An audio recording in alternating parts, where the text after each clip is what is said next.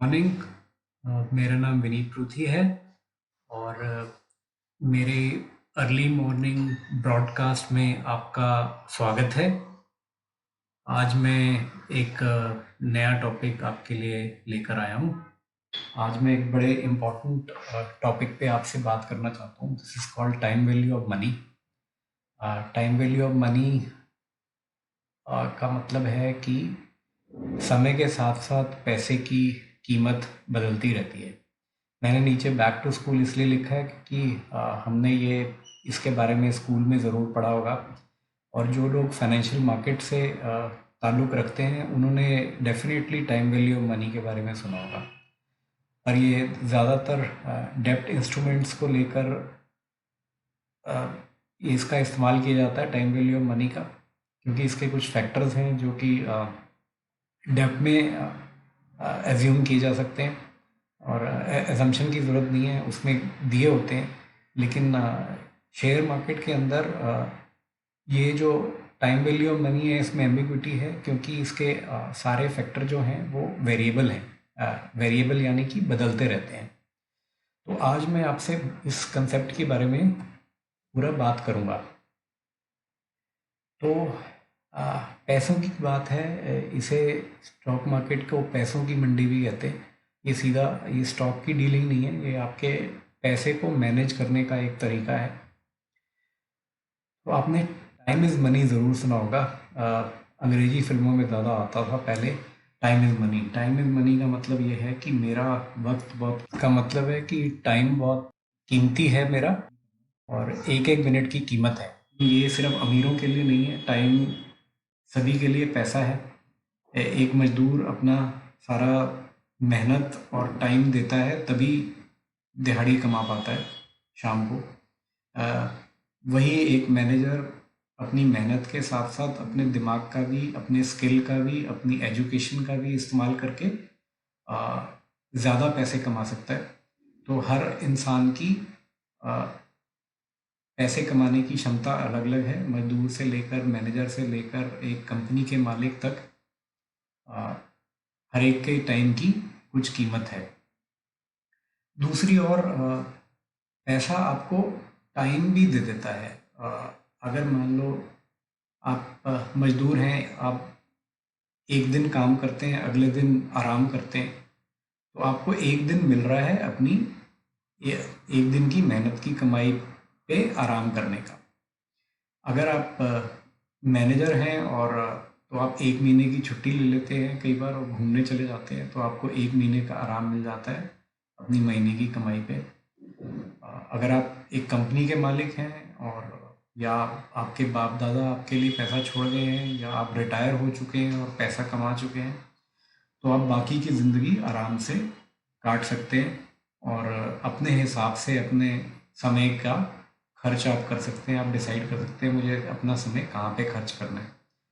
कुछ लोग ऐसे भी होते हैं जिनके पास पैसा है, उन्हें सारी उम्र कभी कोई काम नहीं करना पड़ता है। तो टाइम पैसा है, मनी है। अब क्योंकि हम शेयर बाज़ार की बात कर रहे हैं तो ये सब इंस्ट्रूमेंट भी, insurance policies, mutual fund, property, ये सब भी फाइनेंशियल मार्केट से रिलेटेड है। मैंने आपको अभी बताया था कि इनमें थोड़ा थोड़ा डिफरेंस है। इंश्योरेंस पॉलिसीज़ हैं वो इंश्योरेंस के लिए है कि अगर जो काम करने वाला है उसे अगर कुछ हो जाता है तो उसकी फैमिली को एक साथ पैसा मिल जाता है। तो मान लो आप 6-7 लाख रुपए का इंश्योरेंस ले रहे हैं, आप 10-15 हज़ार रुपये उसका साल का प्रीमियम दे रहे हैं, तो अगर कुछ हो जाता है तो एक साथ 7 लाख रुपए मिल जाते हैं आपकी फैमिली को।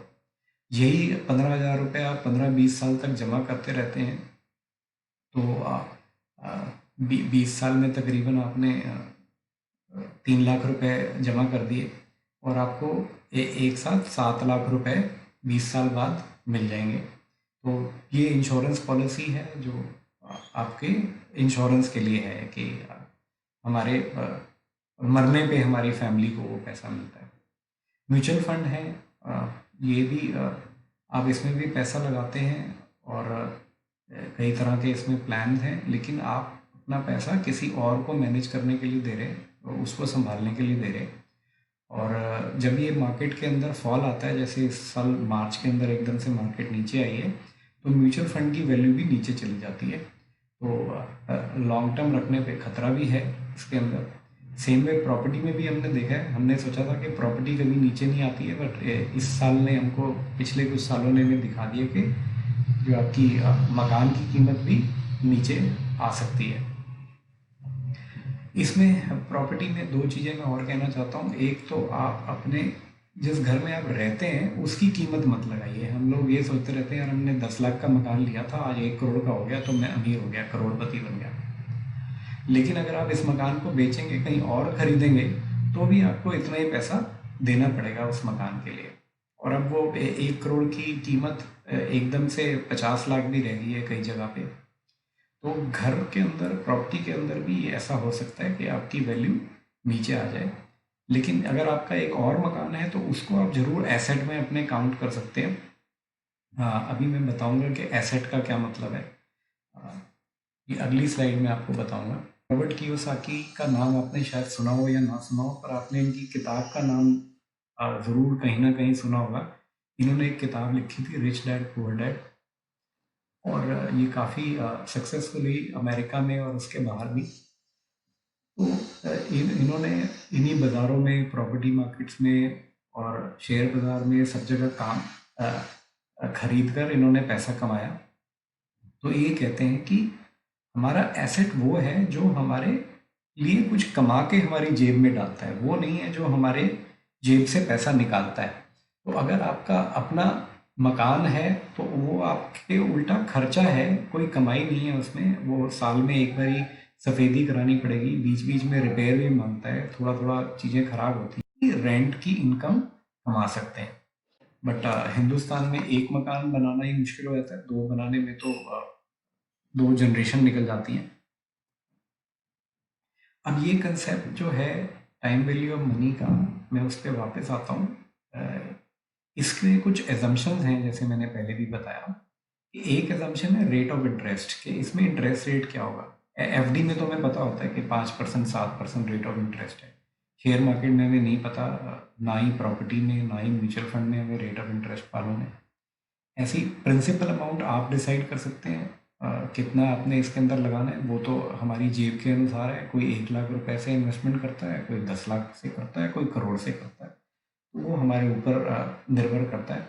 और टाइम, टाइम का फैक्टर सबसे इम्पोर्टेंट फैक्टर है। टाइम ही बताएगा कि आपने ये पैसा आपको कितना कमा कर देगा। आप 10 साल तक रखते हैं, 20 साल तक रखते हैं, तो 20 साल बाद आपको ज़्यादा पैसे मिलेंगे 10 साल से की बजाय। तो ये कैलकुलेट होता है, एक फॉर्मूला है जो आपने स्कूल में पढ़ा होगा, कंपाउंडिंग इंटरेस्ट से। इसको हम पूरा समझने के लिए तो आपको हमारी क्लासेस अटेंड करनी पड़ेगी। बट अभी मैं आपको मोटे तौर पे ये बता देता हूँ कि ब्याज पे जब और ब्याज मिलता है उसी को कंपाउंडिंग कहते हैं हम। और उसी से हम पैसे की फ्यूचर वैल्यू निकाल सकते हैं। डेब्ट इंस्ट्रूमेंट में आप निकाल सकते हैं क्योंकि ये तीनों फैक्टर आपके पास दिए होते हैं कि आपने कितना रेट ऑफ इंटरेस्ट है इस डिपॉजिट का, कितना अमाउंट आप लगा रहे हैं इसके अंदर, और कितने टाइम के लिए लगा रहे हैं। ये हम शेयर बाजार के अंदर नहीं तीनों चीज़ें बोल सकते। हमें नहीं पता कि हम इसके अंदर कितने पैसे लगाएंगे। अभी फ़िलहाल हमारी जेब में जितना है वो लगाएंगे, आगे भी हो सकता है और इसके अंदर हम पैसा लगाएं। हमें ये भी नहीं पता कि हम कब इसको बेचेंगे, कब इसको खरीदेंगे, तो ये भी वेरिएबल फैक्टर है।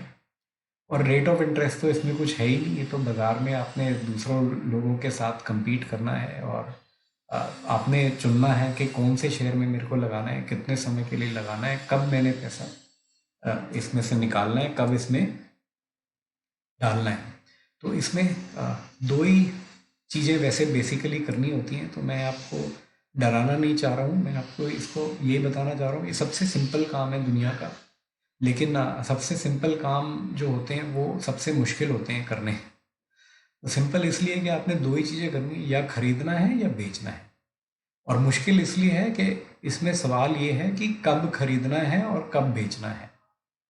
तो कब का जो सवाल है उसको सीखने के लिए मैंने अपने 10 साल लगाए हैं और बहुत पैसा लगाया है लेकिन मैं चाहता हूँ कि आप इतना टाइम ना लगाएं इसके अंदर और हमारी क्लासेस अटेंड करके आप जल्दी से सीख सकते हैं। तो आप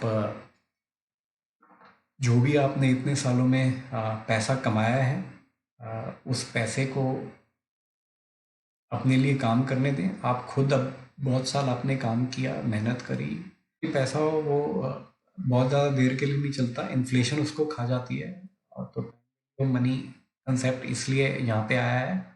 तो आपको हर समय कुछ ना कुछ कमाना पड़ेगा। रिटायर लोगों की पहले पेंशन हुआ करती थी, अब वो कमाई नहीं है, तो आपको अब कुछ काम करना पड़ेगा।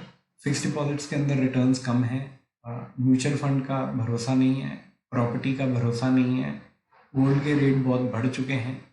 तो अब वो समय नहीं रहा कि आप पासिव इनकम कमा सकें, बैठे बैठे घर बैठे कमा सकें। आपको कुछ काम करना पड़ेगा। सीखना आपने सिर्फ एंट्री और एग्जिट है, कब खरीदना है और कब बेचना है। इसको समझने के लिए आप हमें कांटेक्ट कर सकते हैं मेरे यूट्यूब चैनल के थ्रू। उसके लिए ये सब्सक्राइब बटन है, आपको एंड में मिलेगा।